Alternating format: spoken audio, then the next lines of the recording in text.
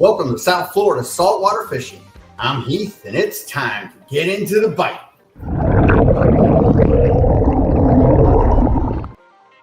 All right, folks, welcome to the weekly live stream.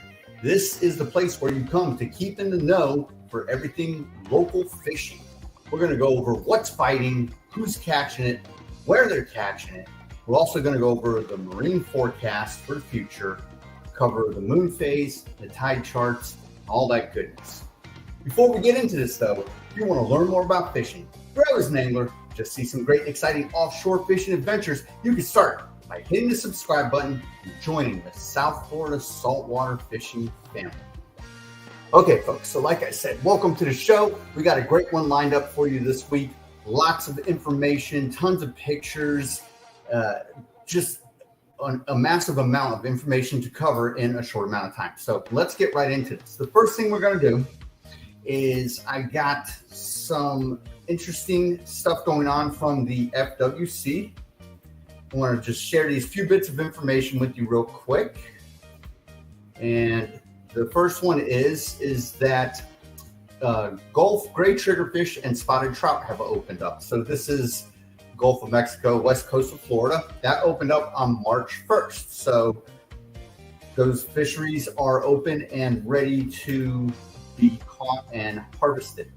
The next one that we're going to go over is another note from the FWC. Probably it's also for the west coast, and it is, bear with me 2 seconds. It is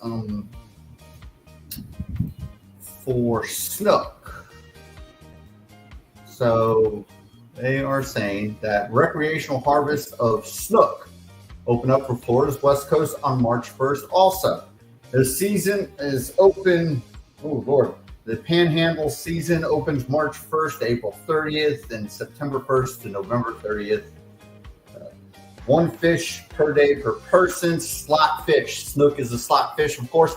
If you are on the west coast and you're going to go start harvesting them, the slot is 28 to 32 inches total length. That means from the tip of the lip all the way to the end of the tail. Snook are a tricky fish when it comes to harvesting them. You can catch a ton of them and never really get that slot fish. All right, so now we're going to start talking about what is biting. So the main thing that I saw biting today, actually over the whole last week, what's really been biting is blackfin tuna, which they're really starting to get fired up now. The blackfin tuna and sailfish. Sailfish is still going crazy. They had a great tournament week last week, the week before. Boats catching over 60 fish. It's phenomenal sailfish fishing if that's what you're into. So let me show you real quick. We got, when it comes to the blackfin tuna, I just want to show you a couple pictures here real quick. This was caught out of Jupiter by Mr. Long. Great catch right there. I mean, so these aren't the little footballs, obviously. That's a solid, 8-10 pound fish right there. Good catch. And then we've also got some on, somebody posted one to the Facebook page, which was great under the report. Here we go right here. Give me a second. I'll share it with you. These are actually yellowfin. This is Michael. He is up out of Ponce Inlet on the west coast, pretty far up north, but still some great catches. They said they headed out 90 miles, got a bunch of yellowfin tuna and a couple of blackfins. So the tuna are showing up on both sides of the state right now. Like I said, they're thick, so that's a good solid bite right now. If you're wanting to look for the pelagic fish, the tuna are biting. Also, like I said, the sailfish. Let me show you a couple more. Actually, I want to show you something really interesting here that I found. That might be right up that alley when it comes to the sailfish. There was a hold on with me, bear with me right here real quick. Here it is. Okay, so we've got this boat. When I told you that there's boats coming in with 50, 60 sailfish, look at this boat. That's amazing. first, like I said before, they carry all these flags. That's just crazy. That's what the sailfish is looking like at this tournament time. These people are really getting into the bite, and it's really, you know, right up the alley there. It's almost easy pickings if you're going for the sailfish right now. So yes, sailfish and tuna, which is great. Bear with me 1 second, and I got another picture from Sean, who caught a nice sailfish. He posted that to the Facebook page last week. Here we go. Great. This is again, this is up out of Stewart, which is where Sean is located. So again, the sailfish are coming. They're all the way down south to Key West, and they're spanning the whole east coast side of the state right now, which is great. You know, solid sailfish right there. Somebody else also put one. Bear with me, I'll find it right here. I got another one. I know that I saw. Here we go. Here's another sailfish right here. This was caught by Richie. So again, sailfish, tuna. If you're wanting to head out and target something, that's the that's going to be what you're wanting to target. But also with our pelagics, which I'll stay on since we are there, we got dolphin coming in. Show you real quick. And some mahi are starting to show up early, which is great. Early mahi bite, everyone's going to be excited. That's the fish that made trolling famous. We can't deny that. So this one right here was again caught from Mr. Long out of Jupiter.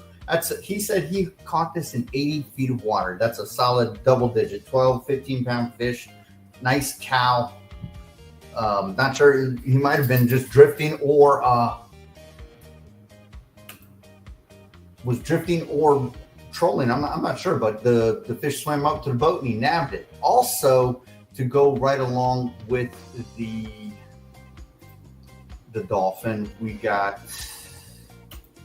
charter boat, the Bolo. They always great out of Pompano Beach. They got a little triple header going on right here. This is the Bolo. They, you know, nice trip for people, especially when you get into the dolphin. And if you don't get the fish all the time, you come out, they're right there. Good to go. Okay, so that's what is swimming around right now. Let me see if I got any other pelagic news. Wahoo. Here's another one from the Bolo. You can check it out. Now, they ran into a ton of little football-sized bonita and one wahoo on this trip. Nice wahoo and a bunch of bonita that looks like they got a little schoolie dolphin there also. So these are your pelagics that are running around. The wahoo are scattered. I wouldn't necessarily go out targeting them, but if you run across them, hey, it's always a great catch. We also got someone who posted one on the Facebook page. Solid wahoo. Give me a second. This is great stuff right here. This is Thad. He caught this wahoo early last week. Solid catch too.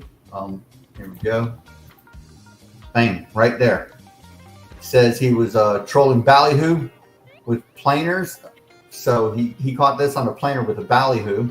And then also up on top, he caught some mahi and tuna. So that goes with what is running around with the pelagics right now. You're welcome. So let's see what else we got going on here as with our pelagics. Let's see here.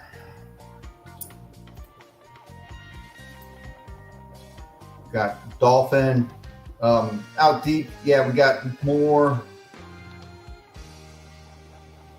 on the drift boat, right? So that's pretty much your trolling. What's going on right now? Let me check the Facebook page, see if there is any more offshore trolling to go over and show you. the tuna, the sailfish. Oh, we got a very interesting, what I like to consider the catch of the week. This was also caught out of Jupiter, again, by Mr. Long. He seems to be the angler going on here. He caught an Atlantic bonito, a rare find in these areas. Atlantic bonito, not to be confused with false albacore. This one, it's got like vertical stripes on it. It's great eating. So if you're into that, he says he caught them. They were running around in with the tuna that he caught. Great catch. You know, can't complain about that. So those are our pelagics. Again, to recap: sailfish, tuna, scattered wahoo. The mahi are starting to come in. If you run across them, you might get a little small school or not. And again, the ever so odd Atlantic bonito. Also over the reef, the false albacore are starting to show up, and the barracuda are randomly picking off people. So now we're going to move to other areas. Let me check my notes and see what we can get you going on with. We're going to talk a little bit about our inshore fishing. Inshore, the tarpon are starting to be fired up. So if you can find yourself some live bait, go out over the flats or in the canals, the intercoastal. If you can find them, hey, perfect. The tarpon, like I said, it's always a great fight. Just, you know, you got to have the tackle and the rods and reels to go and get them. They're a tricky fish. The one thing I do know, if you get into a tarpon, just a piece of trivia for if you get into a tarpon hookup and they jump, make sure you angle your rod, point your rod straight at the fish when he's jumping. Then when he goes back down, then you can start cranking on him, whining again. Just a little tip of advice that I've learned over the years of losing several hundred tarpon every time I hook them. Okay, so back to inshore. We got the tarpon. The next thing we're going to do, I got another picture here. This is from up in Hogue Sound, a little bit up north, but a great catch. This is Adam. He took out his son, do a little bit of surf fishing, and he ended up getting a bunch of croakers and a nice pompano here. So nice haul right there. Going home with some dinner, and if he eats the croakers, cool. Those are great, make great live bait too. Good to go there with our inshore. Then also down south in Key Biscayne, the mangrove snapper are still lacing in to the shrimp, which the shrimp run is almost pretty much gone, but you get your live shrimp over the grass flats down in Biscayne Bay. On the shallow reefs, even the mangrove snapper are definitely doing their work. It's that time of year where the snapper bite is starting to fire up, which leads us to our next event, which would be the reef. So the reef, I'm going to show you a picture again, another solid catch. We're going to talk mutton snapper. The mutton snapper are definitely starting to get fired up. Let me show you a solid one here. Again, this is the Fish City Pride out of Pompano Beach. That's a slob of a mutton snapper. This here gentleman is Jason. He's the mate. This is a gentleman who I fished with a long time. His nickname is 6-0 because he's always fishing with the Penn Senator 6-0. Anyway, great catch right there. That's a solid 12 plus pound mutton right there. Good to go. Let's see if we got any muttons on the Facebook feed just to get some goodness going out here. Nope, but we do have over on the West Coast, the grouper are starting to fire up. Let me show you this one here. Very nice. This was caught by Brad over on the West Coast, Southwest Florida. Give me a second. Here, we'll pull that up real quick. Southwest Florida. So when you think of grouper over on our East Coast, grouper season is closed until May 1st. Red grouper and black grouper are open year-round in state waters over on the West Coast. That's a nice catch right there. Solid red grouper. Let me share you with another one real quick. I saw someone else had a nice haul. Here we go. This is Jeff, again, a West Coast red. So the red grouper are obviously biting pretty good on the West Coast. Here we go. There's Jeff. Nice grouper. That's a, that's a legal fish. Just right there, maybe a couple inches big, but hey, nevertheless, great catch, great eating. Red grouper, black grouper, solid fish. Okay, next, also still over the reefs are the Cirro mackerel. They're mixing in with the yellowtail. So you got a yellowtail bite and a Cirro bite. They're mixed in with each other. Just remember, if you're going for these fish like mutton snapper or yellowtail, the Cirro, that's like an incidental catch when you're fishing for snapper. If you're fishing for them, the best current is a north current. Got a south current, the yellowtails, it's going to be tough, but it's always best to have a north current. If you have no current, don't even bother fishing for them. Go do something else. Drop in some planers, troll the reef for kingfish. One last picture. Let me see. I want to share. Bear with me. Want to share with you over the reef. Here is what a drift boat. If you want to go out on a drift boat, this is what they're capturing. Again, this is the Fish City Pride. I fished with a captain off there for quite a few years. Captain Dwight, great guy. But this was caught by Captain Skip, morning trip. Perfect kingfish, that giant mutton, yellowtails. See a vermilion in there. We got porgy in the back. So it looks like they did a little bit of everything, a little bit out deep, a little bit over the reef.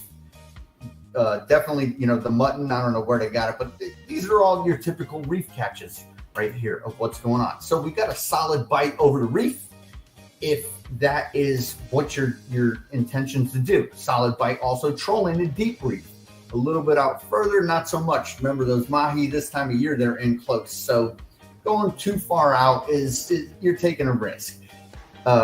If you're going out that far and you're into sword fishing, there's still a consistent swordfish bite going on, which is definitely a good thing if you're into sword fishing. The deep dropping, again, when we go deep dropping, we've got our vermilion snapper. And as we know, on the first of the month, golden tilefish was closed. So we're out of tilefish for quite a while. So if you're going deep dropping, you're going to want to just concentrate on either black belly rosefish or vermilion. So two totally different ends of the deep edge of South Florida right here. Rosies are caught 800 feet, vermilion or 300, 400. You just got to sort of hunt around for them and land on them. Let me see if we got any pictures of vermilions going on. Yes, we do right here. You've got a couple of vermilions, and the Almaco jacks are still fired up. This is another shot from the Bolo. Great charter boat out of Pompano, Deerfield area. They head out of Hillsborough Inlet. They're on the vermilions, Almaco jack. Great fishing, good times if you're looking for a charter boat. So let's move on. The next thing that we are going to look at is everything else. Oh, here I got another solid Southwest Florida over Naples area of a bunch of grouper. Again, the limits are different. In Florida, it's 3 grouper. On the West Coast, it's 4. Look at this. They got the gray triggerfish. They got some mangroves and the red grouper. That's a solid haul right there. This was also caught by Brad. The one with the biggest grouper being down here. All right, so that is what we're looking at when it comes to our fishing and what's biting.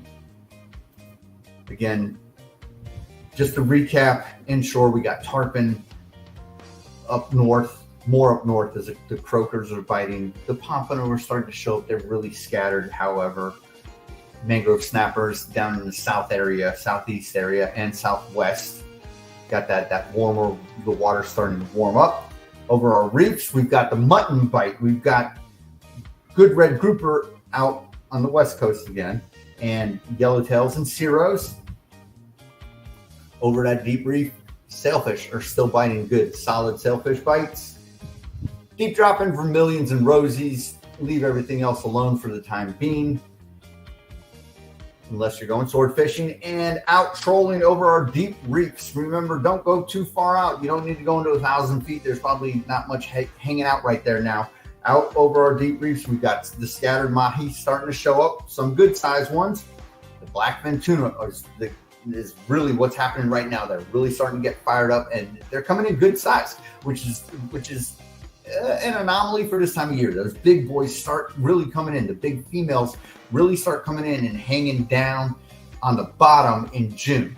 So when it comes to blackfin tuna, I just want to recap that 2 weeks ago, I uploaded a video. Here's the YouTube page. You can go to it. It's this video right here. It's called The Beginner's Guide to Catching Blackfin Tuna. So if you're out and you don't really have a clue of how to go about targeting blackfin tuna, you can always go and check out that video for some solid advice and take it for what it's worth. Also, over the reef, the deep reef, the wahoo bite, false albacore bite, and the kings are starting to show up again, kingfish. So you can either drift for them, you can live bait, planer troll for them. That's going to be everything we can do. Let's see. Do you have any advice for trolling for sailfish? Let's see here. Do you have any advice for trolling for sailfish? In about 80 feet off Hillsborough, saw sailfish, swam up, took a look at the ballyhoo. So sailfish are tricky, right? Sometimes they're really sunbathing, they're not hitting. My best advice to troll for ballyhoo is, troll for sailfish is troll for them with ballyhoo. The ballyhoo I like to do, I use 80-pound monofilament. I use a half-ounce weight. I pin rig this fish with a half-ounce weight up underneath the chin and a single 8/0 hook. And then I'll put something like a blue and white sea witch in front of it. Troll it about 7 to 8 knots, and you should get into the bite. Now remember, billfish don't make a solid strike like mahi, wahoo, and kingfish. They're going to toy with your bait. So if you see your rod double over and it does maybe pull out a little bit and then it lets back, always let back. Put the rod in free spool, let it back, and then try to see if it'll come up and chase it again. You're going to have to play with the sailfish sometimes to get into the bite. But that's my advice when it comes to sailfish, trolling for sailfish. They hit pretty much everything, but you just got to try. But if you're going to target for them, I'd say definitely try and troll ballyhoo with a sea witch in front of it. Next one, here's a comment. Are the Spanish heading up north yet? I saw someone down south. The Spanish mackerel were down south. Whether or not how far up north they've traveled yet, I'm not sure. It was a nice haul 2 weeks ago. A gentleman loaded up, and it was just uncountable from the picture that I saw. Okay, so that is it for what's biting. We're running short, so we're going to blast through our weather forecast real quick. What we're going to do here is, first thing we'll do is we are going to go through WindFinder. Again, as we go through all of these websites here, the links will be in the description if you want to look for them. They're not hard to find. Love the channel. Thank you. Friend caught, here we go. There's an answer. Friend caught 70 Spanish mackerel today with his customers. Like I said, the Spanish mackerel are showing up. That's Orlando. I've seen him fishing out of the Keys before. Okay, so back to business. We are here today, Tuesday. Oh, by the way, before we get into our weather, the major weather event is going to be tomorrow, Wednesday. We're going to have a ton of rain. I'm not sure tomorrow is going to be a fishing day. After that, it will start to clear up and it's going to get hot. It's going to be into the 80s. So we're starting to head towards that springtime, summertime weather pattern again. Rain. The rain is coming from a front, but it's not going to bring us any cool weather at all. The front has been stalled. It's pushing through. It'll be here in the morning. So if you're down in Miami, Broward County, you're going to get some of the wet stuff when you're making your morning commute to work. Okay, here's our winds right now. We are right around 10 miles an hour, gusting to low teens as the night, and we're coming from the southeast. That's our southeast wind. Tomorrow, we've got this variable wind in the morning, very low though. Or actually, I'm sorry. Why am I looking? Here's Wednesday. Sorry. Here is Wednesday. Wednesday, we're looking at variable speeds coming from the south to the southeast, and that is the day Wednesday. The winds are going to pick up into the teens. Rain. If you look right here, we got rain almost all day. Thursday, we got variable winds coming from the south, heading from the west, from the north, going crazy all over the place. 5 miles an hour, 6 miles an hour. So what I'm looking at here, the same happening on Friday. Friday, we start to get this southeast wind, which is great, heading up into the low double digits in the afternoon. So what we're looking at right here, if we're following just WindFinder and our wind pattern, Thursday and Friday looking like a good day to head out on the water and, get some lines wet. Saturday, looks like our winds are going to start picking up into the teens. Sunday, we got winds from the southwest. It might turn into a little bit of a swell. Saturday, back to Saturday, we got that southeast turning more southerly in the afternoon, but it's teens. It's going to be ripping. Probably seas will be about 3 to 4. It'll be a little bumpy out there. Sunday, again, 10 to low teens in the afternoon from the south. South wind makes tricky fishing. Okay. So that's it for WindFinder. Now the next one we're going to bring up is my favorite website, Windy. I'm going to show you a couple of different things on Windy, and we will blast right through this. So here we are currently at Windy. We've got, let me zoom in here. I like to use this website to show what's going on all sides of the state. Right now we've got a southeast wind running in the low double digits. Down all the way from Miami, all the way up into Palm Beach, up into Fort Pierce, the same thing. If we look over down here in Keys, same, it's a little higher towards southern Keys, 10,000 Islands, Chokoloskee area, Marco Island, Naples. The wind actually starts to curve up and head a little bit more southerly, but everywhere we tend to be right around 10 miles an hour and into the low double digits. So we will look and go to tomorrow, which is our wind's going to shift from to the southwest. Again, tomorrow is the rain factor. Let me pull up our rain chart. Look at this tomorrow. That's our rain. Here we are today with our rain. If we're looking at it, there's nothing, and I will just pull this through the timeline to show you what's happening overnight into tomorrow. Here comes that front, like I said. So this is the rain. This is the thermal image for the rain. Tomorrow is not a day to be out playing in the water. We're going to go back to our wind on Wednesday. And that's statewide. That's Chokoloskee, 10,000 Islands, Marco Island, Naples, Key West, everywhere. The rain is not good. The wind will die down towards the lower Keys tomorrow, but again, like I said, that's just not weather you want to be out in. Thursday, our winds are going to start swooping around the southern point of the peninsula. Down over Naples, Marco Island, we've got about between 5 to 8 mile an hour winds heading south. They're going to pull around the southerly edge of Florida over to Keys and start picking up. Close inshore, it'll be a little low. Up here in Fort Lauderdale, looks like we've got some lower winds, and it looks like they'll be pulling from the west, which means we're going to create a swell here on Thursday. Let's look at our rain for Thursday. Looks like we've got some in the morning. What happens in the afternoon? It goes away. So Thursday morning, we've got rain. If we look at our waves on Thursday, we're looking at about 1 to 2 feet. The waves, I'm not even going to go over the waves today. Same. So Thursday, our waves, we're looking at 1 to 2 feet. A great day out on the water if you're looking to get up there, all the way up in Port St. Lucie. It starts picking up a little bit. Let's see what's going to happen with our wind on Thursday up there. Yeah, we got the wind heading from the west. And as we head up north towards Vero, Fort Pierce, Sebastian, the wind starts coming from the northwest. So that's going to be a little tricky to call.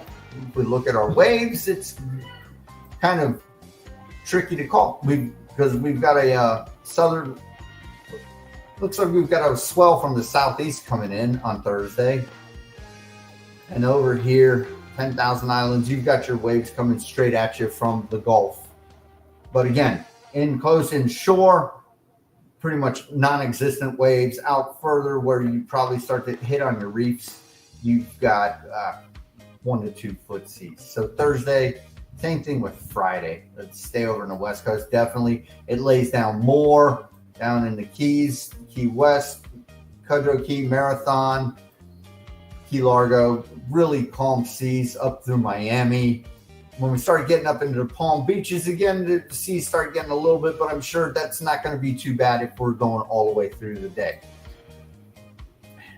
Saturday, our waves, we're not looking real bad. We're looking at about, like I said, 3 foot seas, 2 to 3, up a little bit north towards Port St. Lucie. It'll start getting a little sporty out there. Might, want to just take caution if you head out offshore. Over on the West Coast, Saturday, you're looking good to go still. Down in the Keys, Triple Tail is, sorry, someone just asked, any advice where to get Triple Tail? Triple Tail is a West Coast thing, mostly out by the lobster trap buoys and stuff. That's where you go. Anyway, back to it. I was reading some comments, got distracted. Oh, 70 Spanish mackerel in Cape Canaveral. So Orlando, I'm back to this just real quick, not to distract from the weather. Orlando said his friend caught 70 Spanish mackerel. He was asked where at, and his answer was Cape Canaveral. So just to answer if the Spanish have headed up north, that's far enough north right up there. That's just east of Orlando.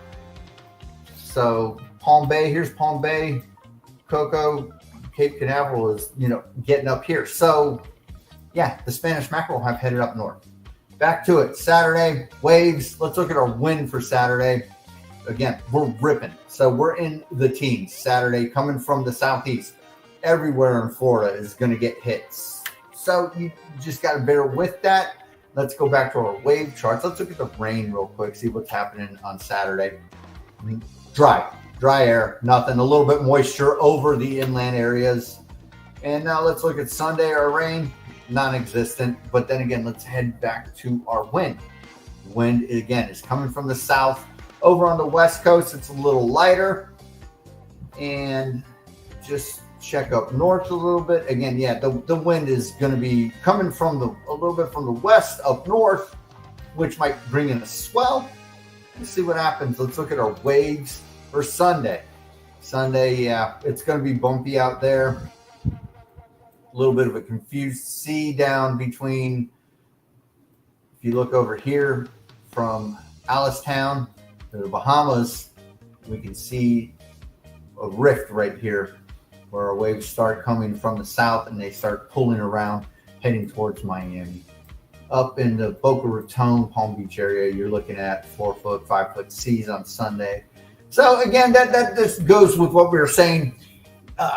Thursday and Friday look like the day. If you can get out and you don't work a 9 to 5, hey, more power to you. If not, play hooky from work. I'm not sure what to tell you if you got to get out. Regardless, let's look at what NOAA says real quick. We're running way behind because we had a lot to share with the fish going on. Tons of pictures and tons of folks sharing what they caught, which is great. So here's what NOAA's saying. NOAA says small craft advisory in effect from 10 p.m.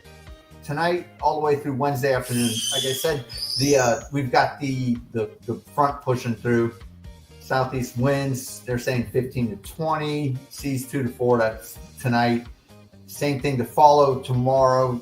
It's just going to be wet. We shouldn't even pay attention. Thursday, we got that west wind. Like I said, seas are going to lay down. It's going to create a swell. It might be a little choppy because of the fallout from the front. They're saying a period of 3 seconds. So it'll be bumpy, but 1 to 2 feet is fair seas. Thursday night, 2 feet or less, lays down. Same thing Friday, east-southeast winds. This is where we saw our wind on the Windy app shift to the southeast, which will bring in those pelagics in a little closer. Maybe the dolphin will start biting. The mahi will chew a little bit. Saturday, again, our winds start picking up. So do the seas. NOAA's saying seas 2 to 3 feet Saturday.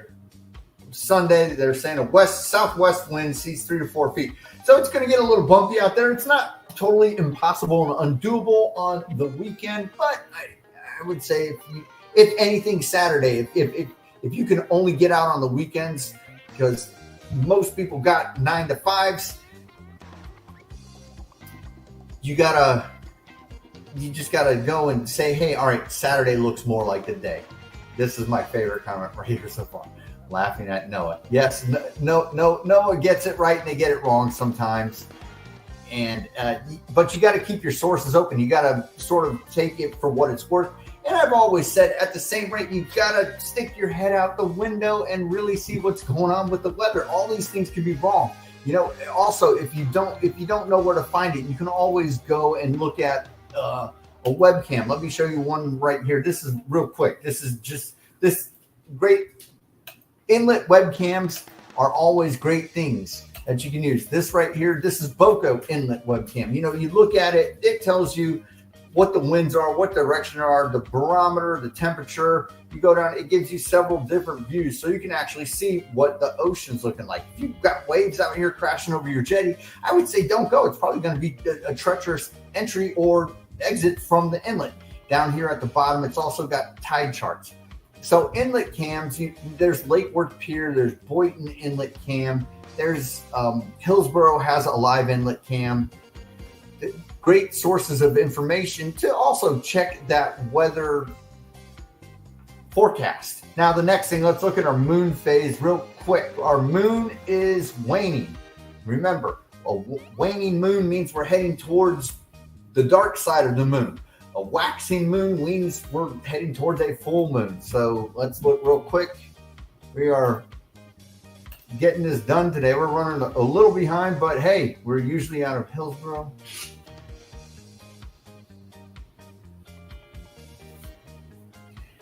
Oh, sorry, I was reading the question. All right, moon phase. Again, 30%, crescent moon waning. That is today, Tuesday. Wednesday. Oh, sorry. Come on. There we go. Wednesday. Here's today. Tuesday. 30% moon. Wednesday, March 6th, 21%. And we keep going down. Thursday, Friday, Saturday. So we're looking at no moon. So what this means is bait fishing will be good. Bait fishing is always best on a lightly lit night, especially if you're out fishing for goggle eyes way out deep. So that's our moon phase. This is going to be good if you go out for mahi feed at night when they got an illuminated sea. So do some of the other pelagics, but mostly the mahi is what we're concerned about. So a no moon tends to have a good mahi bite. All right. And the last thing what we're going to do is we're going to check out our tides real quick. Here we are looking at our tides. So I look at the Palm Beach tides. It's going to be basically the same up and down the coast, both sides of it. Remember, tides roll on a 12-hour span. So if we look at today, we're at mid-tide heading out in the morning. Ebb tide at around 9:30. Tide starts coming back in and it heads into about 3. So we're going to skip tomorrow, Thursday, which is one of those days. Thursday and Friday, here we are. We have a tide that is going out. A great tide if you're fishing out of an inlet. That water flow is going out. It pushes out all the little sediments and all the goodies, and you get little bait fish that come in and eat all that, and then that draws in your predators because the bait fish are active. So an outgoing tide till about noon, and it'll look that way through the rest of the weekend.